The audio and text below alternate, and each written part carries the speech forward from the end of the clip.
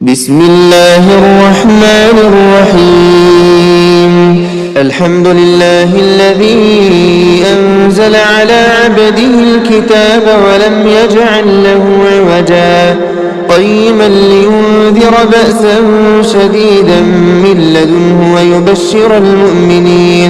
ويبشر المؤمنين الذين يعملون الصالحات أن لهم أجرا حسنا ماكثين فيه أبدا وينذر الذين قالوا اتخذ الله ولدا ما لهم به من علم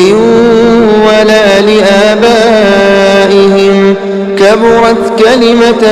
تخرج من أفواههم إن يقولون إلا كذبا فلعلك باخع نفسك على آثارهم إن لم يؤمنوا بهذا الحديث أسفا إنا جعلنا ما على الأرض زينة لها لنبلوهم أيهم أحسن عملا وإنا لجاعلون ما عليها صعيدا جرزا أم حسبت أن أصحاب الكهف والرقيم كانوا من آياتنا عجبا إذ أوى الفتية إلى الكهف فقالوا ربنا آتنا من لدنك رحمة وهيئ لنا من أمرنا رشدا فضربنا على آذانهم في الكهف سنين عددا ثم بعثناهم لنعلم أي الحزبين أحصى لما لبثوا أمدا نحن نقص عليك نبأهم بالحق إنهم فتية آمنوا بربهم وزدناهم هدى وربطنا على قلوبهم إذ قاموا فقالوا ربنا رب السماوات والأرض لن ندعو من دونه إلها لقد قلنا إذا شططا هؤلاء قومنا اتخذوا من دونه آلهة لولا يأتون عليهم بسلطان بين فمن أظلم ممن افترى على الله كذبا وإذ اعتزلتموهم وما يعبدون إلا الله فأووا إلى الكهف ينشر لكم ربكم من رحمته ويهيئ لكم من أمركم مرفقا وترى الشمس إذا طلعت تزاور عن كهفهم ذات اليمين وإذا غربت تقرضهم ذات الشمال وهم في فجوة منه ذلك من آيات الله من يهد الله فهو المهتد ومن يضلل فلن تجد له وليا مرشدا وتحسبهم أيقاظا وهم رقود ونقلبهم ذات اليمين وذات الشمال وكلبهم باسط ذراعيه بالوصيد لو اطلعت عليهم لوليت منهم فرارا ولملئت منهم رعبا وكذلك بعثناهم ليتساءلوا بينهم قال قائل منهم كم لبثتم قالوا لبثنا يوما أو بعض يوم قالوا ربكم أعلم بما لبثتم فابعثوا أحدكم بورقكم هذه إلى المدينة فلينظر أيها أزكى طعاما فليأتكم برزق منه وليتلطف ولا يشعرن بكم أحدا ظاهروا عليكم يرجموكم أو يعيدوكم في ملتهم ولن تفلحوا إذا أبدا. وكذلك أعثرنا عليهم ليعلموا أن وعد الله حق وأن الساعة لا ريب فيها إذ يتنازعون بينهم أمرهم فقالوا ابنوا عليهم بنيانا ربهم أعلم بهم قال الذين غلبوا على أمرهم لنتخذن عليهم مسجدا سيقولون ثلاثة رابعهم كلبهم ويقولون خمسة سادسهم كلبهم رجما بالغيب ويقولون سبعة وثامنهم كلبهم قل ربي أعلم بعدتهم ما يعلمهم إلا قليل فلا تمار فيهم إلا مراء ظاهرا ولا تستفت فيهم منهم أحدا ولا تقولن لشيء إني فاعل ذلك غدا إلا أن يشاء الله واذكر ربك إذا نسيت وقل عسى أن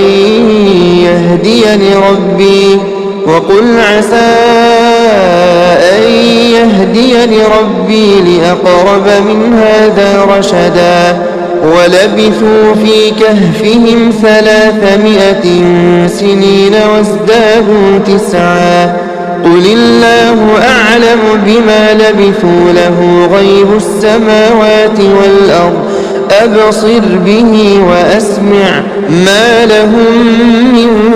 دونه من ولي ولا يشرك في حكمه أحدا واتل ما أوحي إليك من كتاب ربك لا مبدل لكلماته ولن تجد من دونه ملتحدا واصبر نفسك مع الذين يدعون ربهم بالغداة والعشي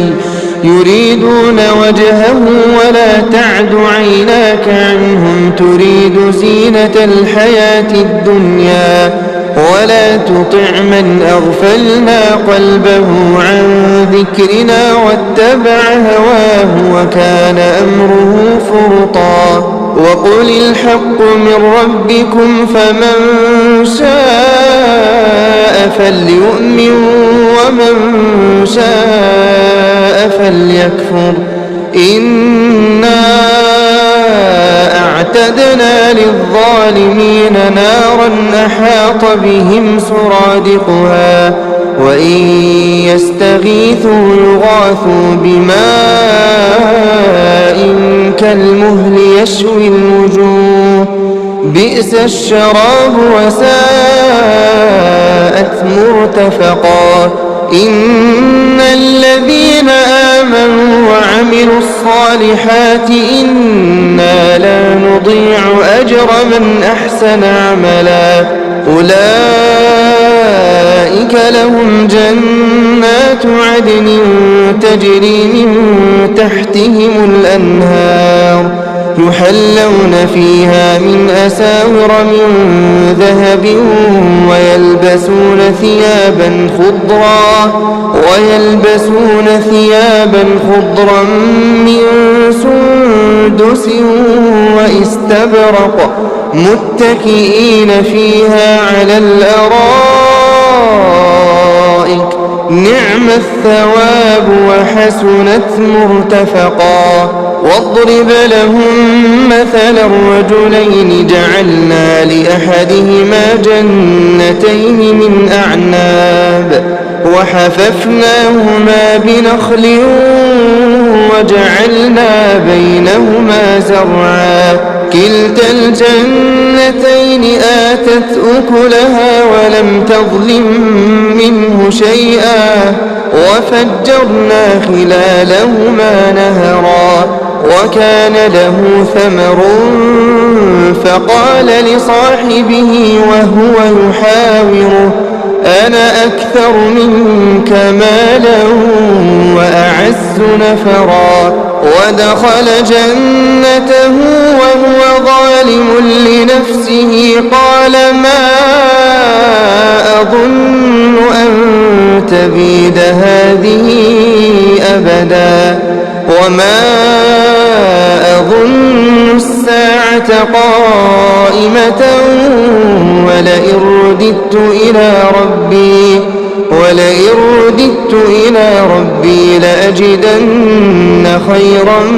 منها منقلبا قال له صاحبه وهو يحاوره أكفرت بالذي خلقك من تراب ثم من نطفة ثم سواك رجلا لكن هو الله ربي ولا أشرك بربي أحدا ولولا إذ دخلت جنتك قلت ما شاء الله لا قوة إلا بالله إن ترني أنا أقل منك مالا وولدا فعسى ربي أن يؤتيني خيرا من جنتك ويرسل عليها حسبانا من السماء فتصبح صعيدا زلقا أو يصبح ماؤها غورا فلن تستطيع له طلبا وأحيط بثمره فأصبح يقلب كفيه على ما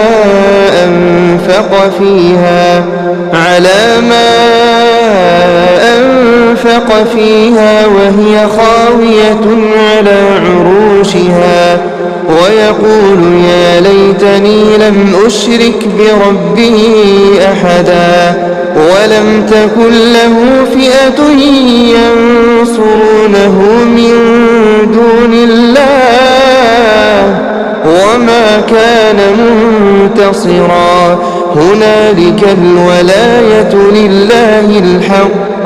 هو خير ثوابا وخير عقبا واضرب لهم مثل الحياة الدنيا كماء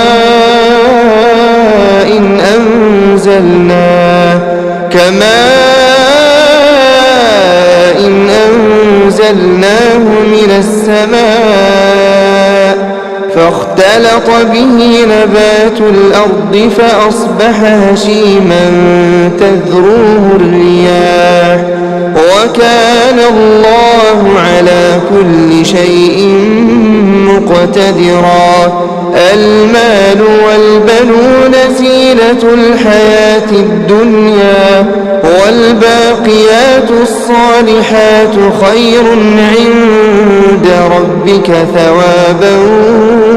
وخير أملا ويوم نسير الجبال وترى الأرض بارزة وحشرناهم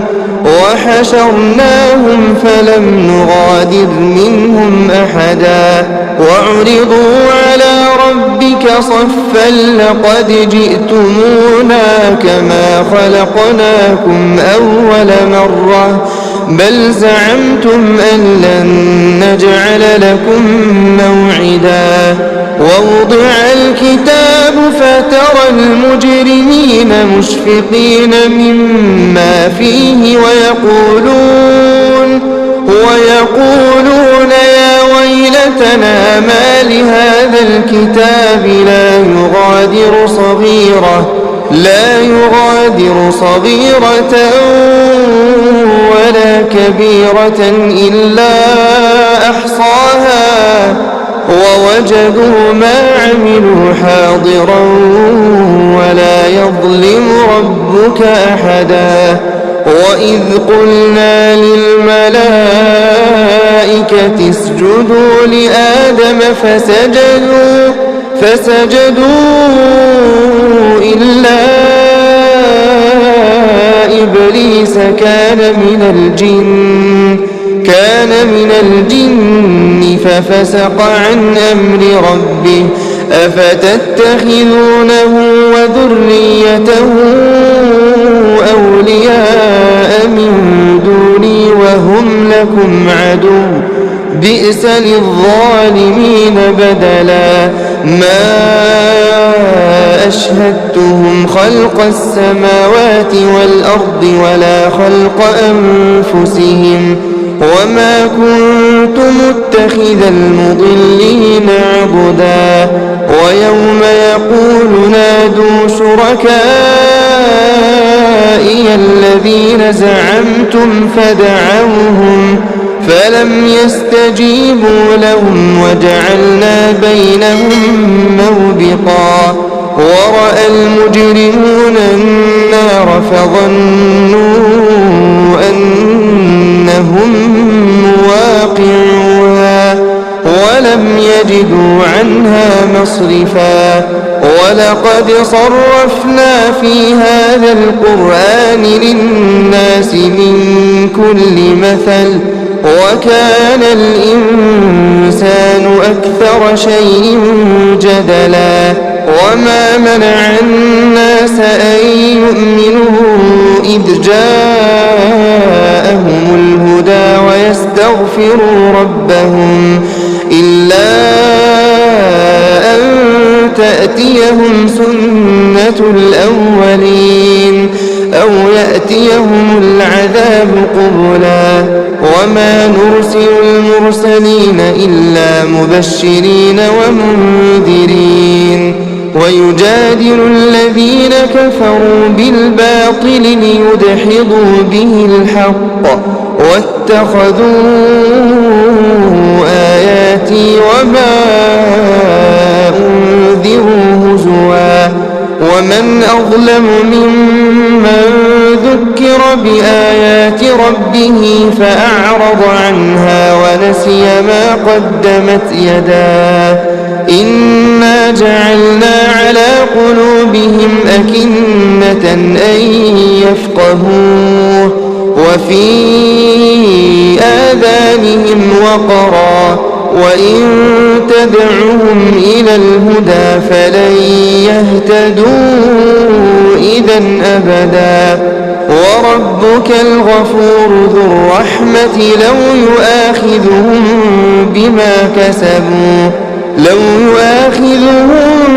بما كسبوا لعجل لهم العذاب بل لهم موعد لن يجدوا من دونه موئلا وتلك القرى أهلكناهم لما ظلموا وجعلنا لمهلكهم موعدا وإذ قال موسى لفتاه لا أبرح حتى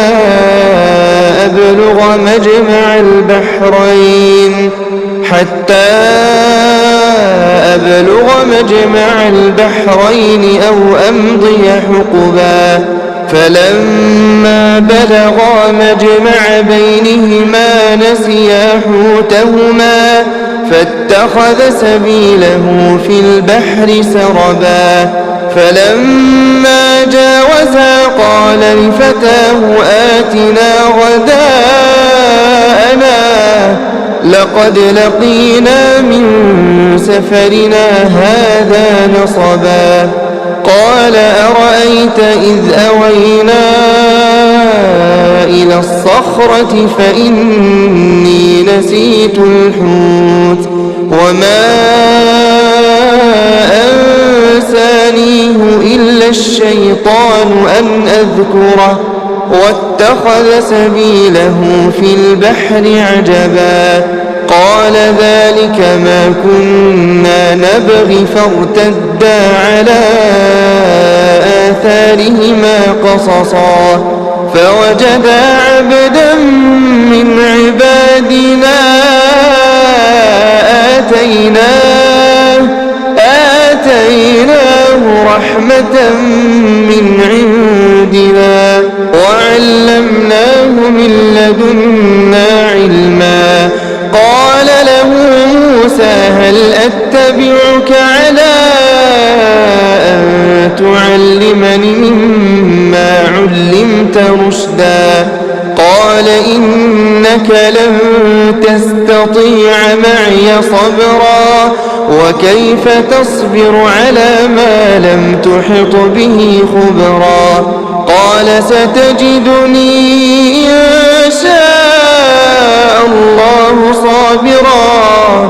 إن شاء الله صابرا ولا أعصي لك أمرا قال فإن اتبعتني فلا تسألني عن شيء حتى أحدث لك منه ذكرا فانطلقا حتى إذا ركبا في السفينة خرقها قال أخرقتها لتغرق أهلها لقد جئت شيئا إمرا قال ألم أقل إنك لن تستطيع معي صبرا قال لا تؤاخذني بما نسيت ولا ترهقني من أمري عسرا فانطلقا حتى إذا لقيا غلاما فقتله قال أقتلت نفسا زكية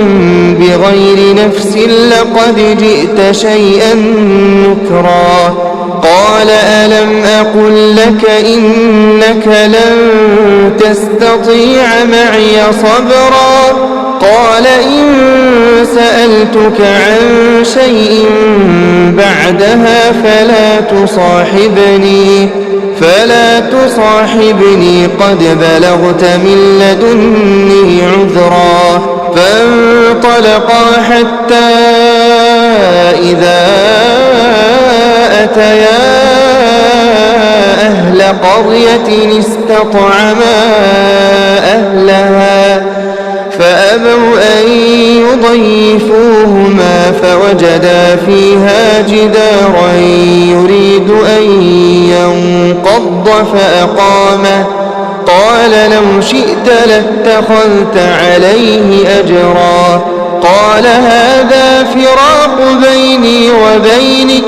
سأنبئك بتأويل ما لم تستطع عليه صبرا أما السفينة فكانت لمساكين يعملون في البحر فأردت أن أعيبها وكان وراءهم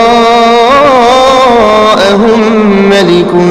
يأخذ كل سفينة غصبا وأما الغلام فكان أبواه مؤمنين فخشينا أن يرهقهما طغيانا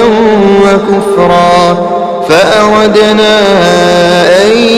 يبدلهما ربهما خيرا منه زكاة وأقرب رحما وأما الجدار فكان لغلامين يتيمين في المدينة وكان تحته كنز لهما وكان أبوهما صالحا فأراد ربك أن يبلغا أشدهما ويستخرجا كنزهما رحمة من ربك وما فعلته عن أمري ذلك تأويل ما لم تستطع عليه صبرا ويسألونك عن ذي القرنين قل سأتلو عليكم منه ذكرا إنا مكنا له في الأرض وآتيناه من كل شيء سببا فأتبع سببا حتى إذا بلغ مغرب الشمس وجدها تغرب في عين حمئة ووجد عندها قوما قلنا يا ذا القرنين إما أن تعذب وإما أن تتخذ فيهم حسنا قال أما من ظلم فسوف نعذبه ثم يرد إلى ربه فيعذبه عذابا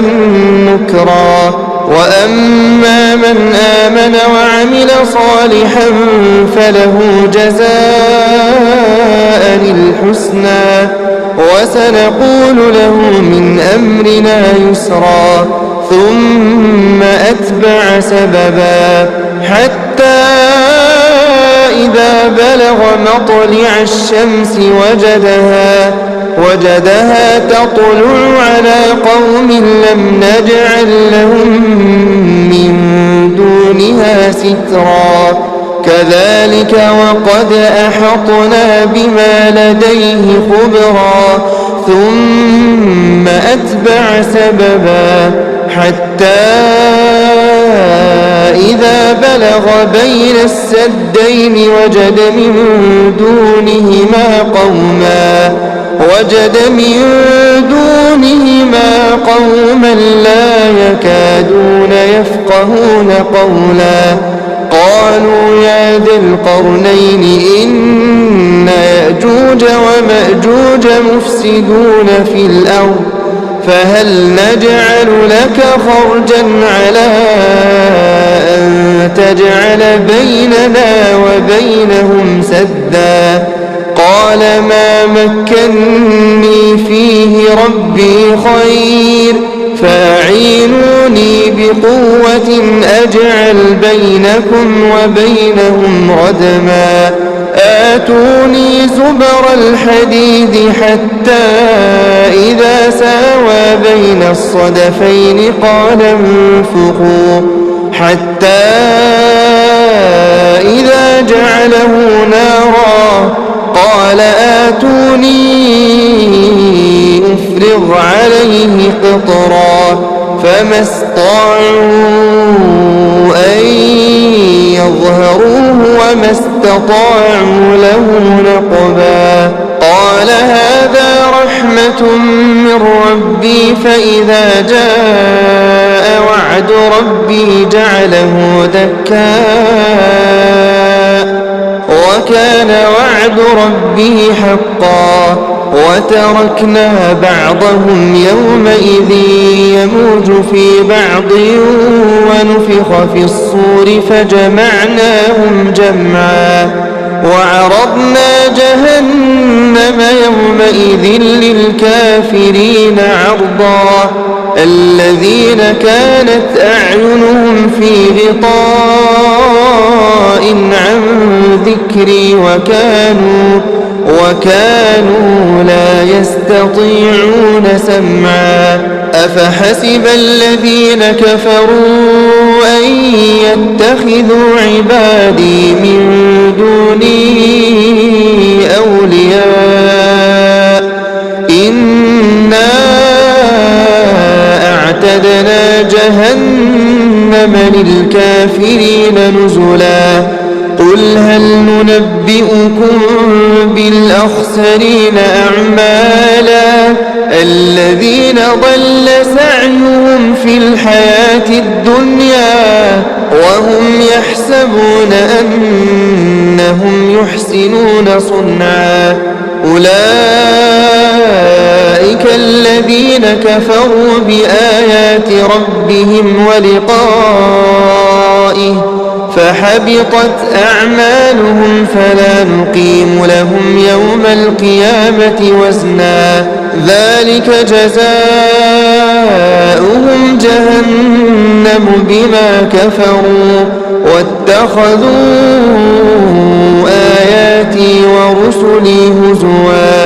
إن الذين آمنوا وعملوا الصالحات كانت لهم جنات الفردوس نزلا خالدين فيها لا يبغون عنها حولا قل لو كان البحر مدادا لكلمات ربي لنفد البحر قبل أن تنفد كلمات ربي ولو جئنا بمثله مددا قل إنما أنا بشر مثلكم يوحى إلي أنما إلهكم إله واحد فمن كان يرجو لقاء ربه فليعمل عملا